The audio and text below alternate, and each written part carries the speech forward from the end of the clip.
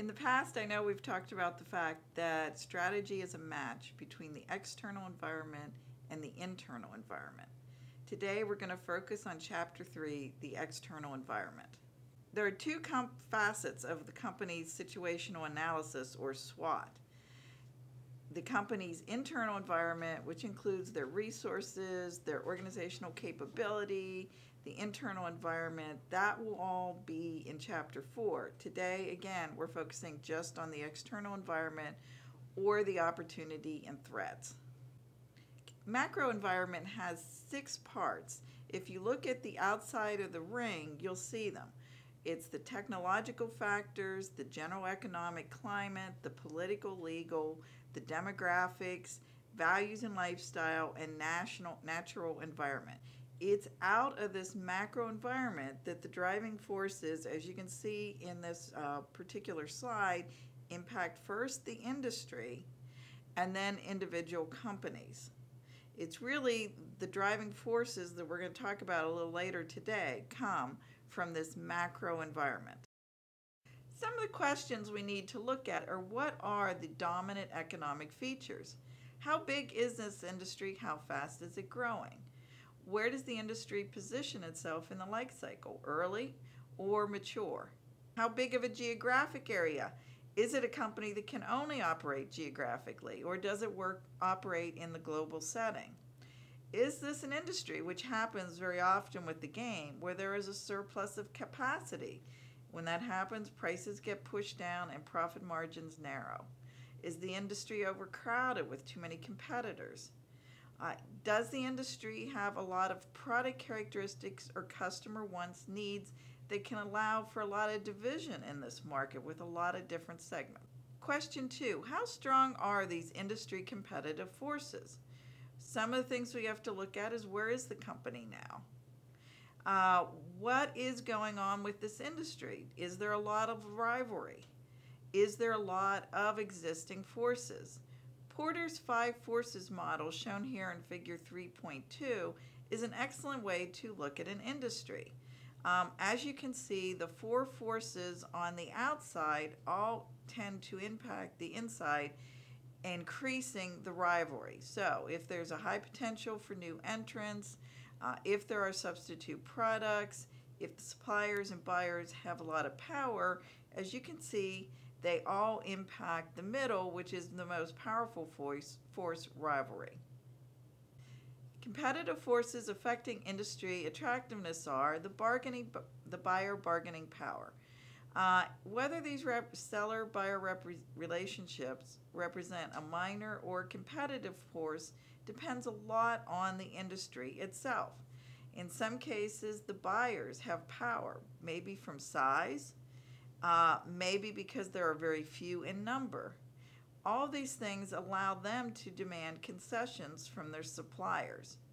And remember, when you're talking about this, we're talking about the industry as a whole, not individuals.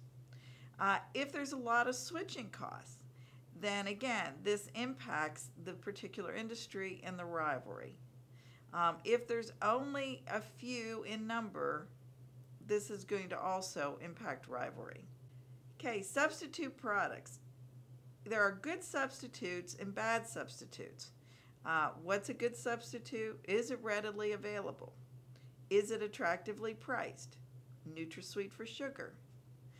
Do buyers view the substitutes as comparable or maybe even better in terms of quality, performance, and other relevant attributes? Contacts versus glasses. Whether the costs that the buyer incur in the switching to the substitutes are high or low. Is there a lot of money? Is there switching costs involved with these substitutes? In other words, do they have to pay a high price to switch from one product to another? Suppliers are just the opposite of buyers, so the same ideas apply. The item being supplied is not a commodity. If there's a lot of suppliers, all those things impact how much power the supplier has in the decision.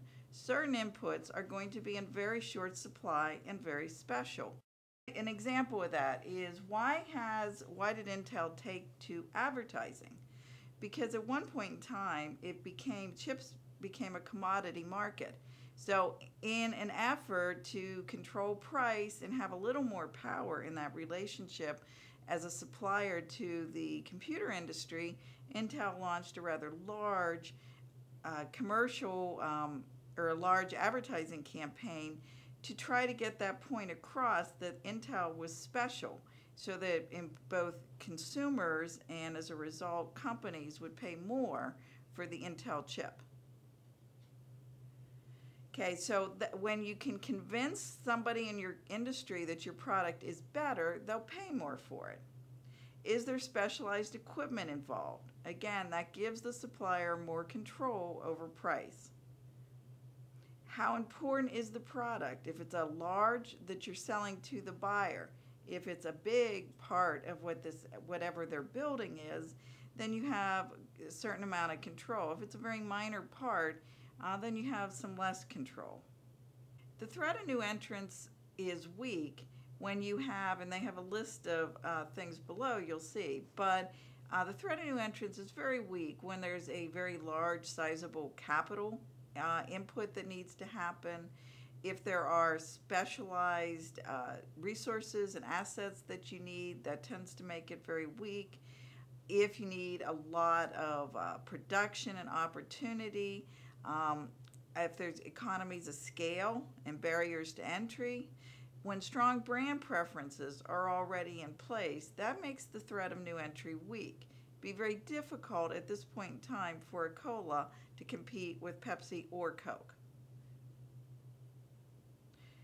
As I said earlier, rivalry is the strongest because it is impacted by the other four forces. When you're talking again about rivalry, remember we're looking at all the sellers in that industry. Part is the market is slow growing or declining, rivalry obviously increases. If it's less costly for buyers to switch between brands, rivalry is going to increase.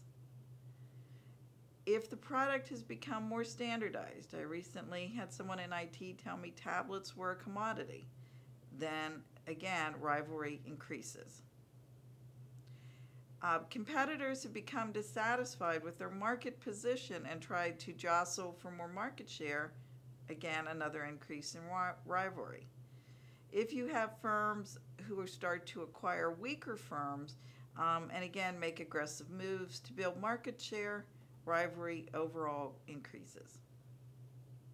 Another core concept in your book is the stronger the collective impact of the five competitive forces, the lower the combined profitability of the industry participants.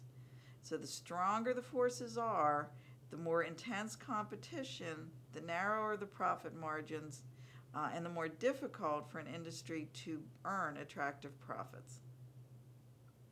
Mentioned at the beginning, driving forces.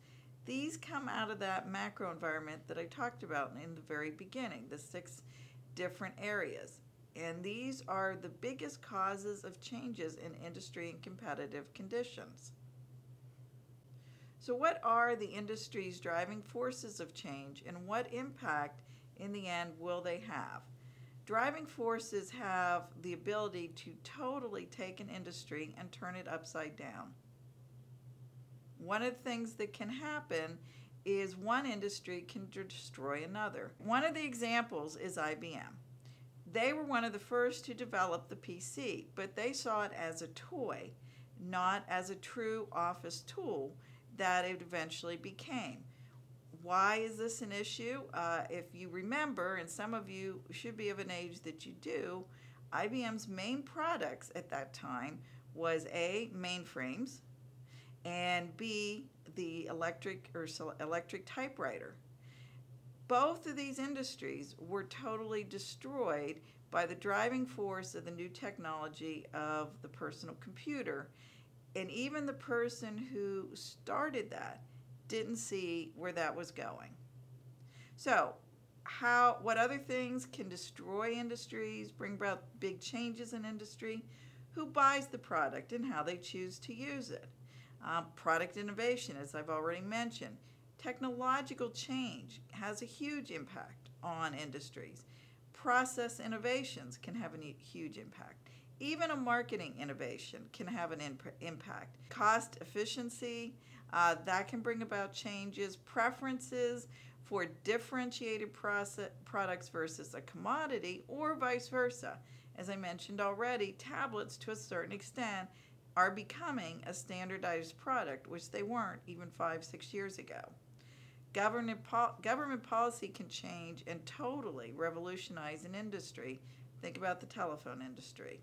And of course, the constant changes that society brings about, whether it's attitudes or lifestyle changes. When women went to work or two-career families started 30, 40 years ago, you had the rise of the fast food industry. Why? Because there was an attitude and lifestyle change, and people were not cooking at home as much or didn't have the time to. I hope in the game you've noticed the strategic group maps that are being provided as part of the output every week. What the strategic group map should be telling you is who is your actual competition. It shows who the different competitors are and what position they've chosen to occupy, whether it's low cost or whether it's differentiation or focus differentiation.